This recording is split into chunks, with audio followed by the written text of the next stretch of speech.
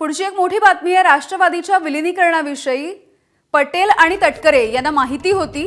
पवारांच्या राष्ट्रवादीच्या बड्या नेत्यांनी या संदर्भातली माहिती दिलेली आहे।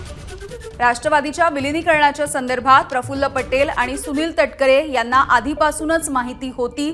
अशा पद्धतीची एक अपडेट समोर येते आणि पवारांच्या राष्ट्रवादीच्या बड्या नेत्यांकडूनच अशा पद्धतीची माहिती आता समोर येते आहे। खरं तर अजित पवार यांचं अपघाती निधन झालं आणि त्यानंतर विलीनीकरणाच्या चर्चा या मोठ्या प्रमाणावरती सध्या सुरू आहेत। याच दरम्यान ही एक मोठी माहिती। निलेश बुधावले आमचे प्रतिनिधी आपल्याला याविषयीची अपडेट देत आहेत। निलेश, काय नेमकी माहिती त्यांनी दिली आहे? कारण आतापर्यंत जर आपण बघितलं तर अजित पवार यांच्या राष्ट्रवादीचे जे नेते आहेत ते या विलीनीकरणाच्या चर्चांविषयी बोलायलाच तयार नव्हते, मात्र आता त्यांना हे माहिती होतं अशी माहिती येते समोर। यामिनी, राष्ट्रवादी काँग्रेस पक्षाचे अध्यक्ष असणारे अजित पवार हे सातत्यानं राष्ट्रवादी काँग्रेस शरदचंद्र पवार पक्षासोबत बैठका करत होते। साधारणपणे 12 बैठका त्या पार पडल्या होत्या।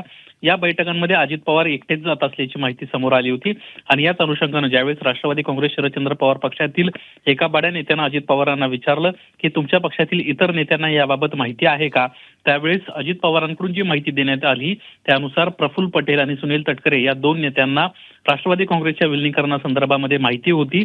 अशा पद्धतीची माहिती थेट अजित पवारांना संबंधित नेत्याला सांगितल्याची माहिती आहे। राष्ट्रवादी काँग्रेस शरदचंद्र पवार पक्षाचे नेते ज्यावेळेस बैठकीत बसायचे त्यावेळेस खऱ्या अर्थानं हा प्रश्न उपस्थित झाला होता आणि त्याला अजित पवारांना अशा पद्धतीनं उत्तर देखील दिलं होतं। एक आमदार जर सोडला तर बाकी सर्व जे आमदार आहेत ते माझ्यासोबत यायला तयार आहेत, त्यामुळे कोणत्याही प्रकारे अडचण नाहीये।